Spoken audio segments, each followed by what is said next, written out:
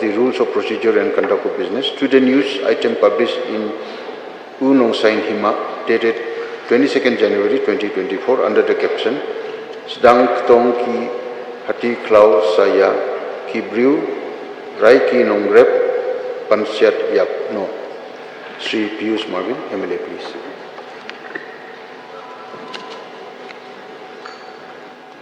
Thank you, Mr. Speaker, sir, for allowing me to call the attention of the Chief Minister in charge Forest and Environment under the Rule 54, Clause 1 of the Rules of Procedure and Conduct of Business to the news item published in Unong Sain Hima, dated 22nd January 2024, under the caption Sedang Kthong ki hati klau saya ki briew rai ki nongrep pansyat yap no. Yes, please. You may continue. Mr. Speaker, sir, in the recent years, there has been an alarming increase in the number of elephants inflicting damages to property and endangering the safety of the local population there. This rampage have had a catastrophic impact on my constituency, instilling fear and uncertainty among inhabitants while inflicting enormous economic and social upheavals. Mr. Speaker, sir, to this effect, on 20th January 2024, the two villages of Nongna and Potkro called for an emergency public meeting where the farmers of Nong Ijingai, Dirang, Molongba, Khatramai, and other adjoining areas, along with the Ranikor Area Farmers Association, addresses the impact of this rampage and have come to the decision that if the government fail to come out with a permanent solution to this issue, they will have a compel to shoot these elephants that encourages and destroy their agricultural produce. Sir, there are many instances where these farmers were chased by the elephants on their way to their fields and on their way, especially during the night, and stand for hours waiting for these elephants to pass by from one village to another. Mr. Speaker, sir, as a local representative who is concerned with the well-being of my constituents, I have personally visited these areas, wrote to the concerned departments recently to address the impending issue regarding the hardships that these peoples are facing, which affects their livelihood, like providing financial incentive to those farmers who live their livelihood overnight from an elephant raids so as to enable them to sustain their fragile incomes to help rebuild their homes and agricultural products. Mr. Deputy Speaker, sir, to conclude, in calling attention to this pressing issue of elephant rampage and human-elephants conflicts, I would therefore like to urge the government to come out with a measure to lessen the impacts of elephant rampage, including development of effective strategies for managing human-elephants conflict, as these wonderful creatures, which are increasingly coming into conflicts with human settlements due to declines of their natural habitats, are forced to seek for food and waters in those villages they came across. Therefore, sir, I once again stress the need for urgent implementation of better fencing establishment and wildlife corridors and developments of community-based conservation initiative to create awareness among the local populace to ensure that they understand the coexistence between the man and animals that can minimize conflicts and maximize safety. On this above grounds, I henceforth request the government under Honorable Chief Minister in this August House to take this issue seriously beforehand at all costs to prevent repeatedly occurrences which can hamper economic and social development in my constituency. With this few words, Mr. Deputy Sir, I resume my seat. Thank you. May I request Honorable Chief Minister to reply, please.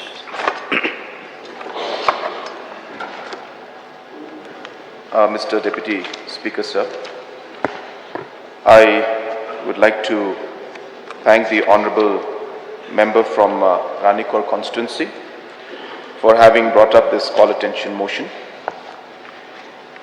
Sir, what has been mentioned by the Honourable Member is absolutely correct, that the instances of man-animal conflict have gone up in the recent past, and this of course has been driven by the need of economic livelihood for the people, and at the same time the area which was normally the passage for the elephants being occupied by different inhabitants and also being used for different economic activities.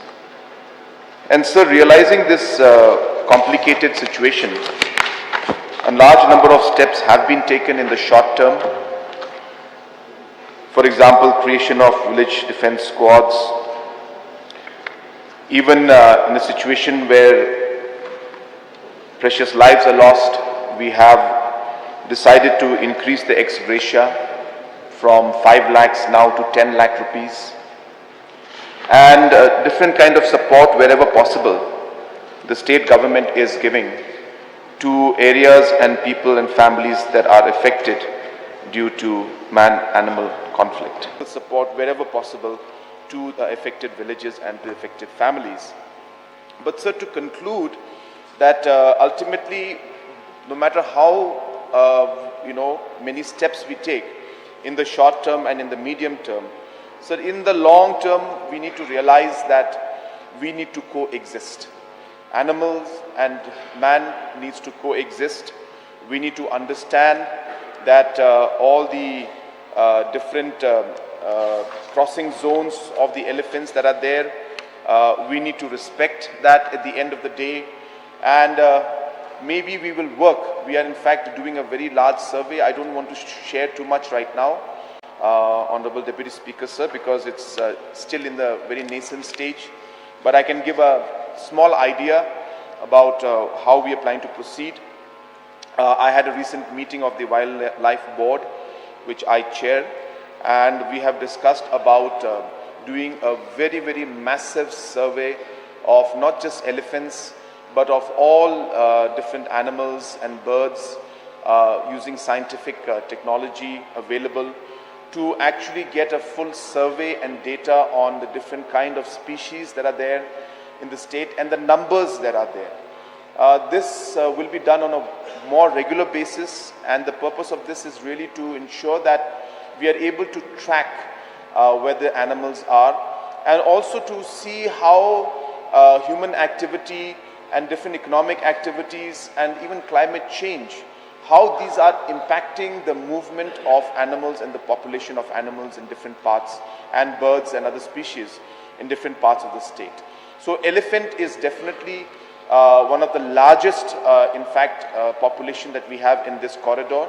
The last numbers that we had surveyed was close to 1,800 elephants in this corridor, which is, of course, goes from Bangladesh, Meghalaya into Assam, and therefore there are 3 different administrations that are actually involved in this. And obviously we need to really coordinate with everybody and make this possible. But we do have an intention to figure out how we could actually balance out, which I always say, between the economic livelihood of the people, which is very important, but at the same time respect the space that is required for these elephants and also for other animals and other birds and other species also, so that we can ultimately in the long term peacefully coexist. So we are on the job to plan this. It's a long drawn exercise. We may take time to get concrete results, but we have started processing it and moving in that direction. But in the meantime, so 2-3 things I would like to urge through to all the members who are affected by this, that number one, aggression and using any kind of force is not always the best way to resolve these kind of current situations. Whenever these kind of animals are there, or if you see any herd of elephants, we need to inform the administration and the wildlife officials immediately so that we are able to take necessary action and provide, more importantly, the safety to the people of that particular area and the protocols that need to be followed. And hence, I urge that while we are working on long-term solutions, in the short term, the government is aware of these problems. This has been a big issue and it is getting more complicated because the space is getting smaller for everybody, and hence we need to deal with this. And as I said, we have taken some steps in the short run, and we will try to ensure that the difficulties that are faced by the different citizens is minimized in these particular issues. So with these few clarifications, I would like to resume my seat. Thank you, sir. Honorable Member Pius Marvin, if you want to seek one clarification, if you need. Mr. Deputy Speaker, sir, I am grateful to our Honorable Chief Minister for his positive consideration of this issue. I kindly ask to move forward with this initiative as soon as possible. With this few words, I receive my seat. Thank you, sir. Thank you.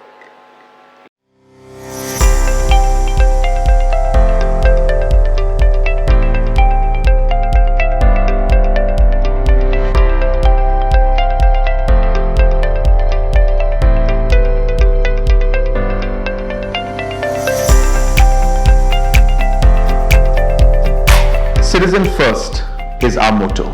We believe that our citizens need to be connected with government for faster and efficient service delivery.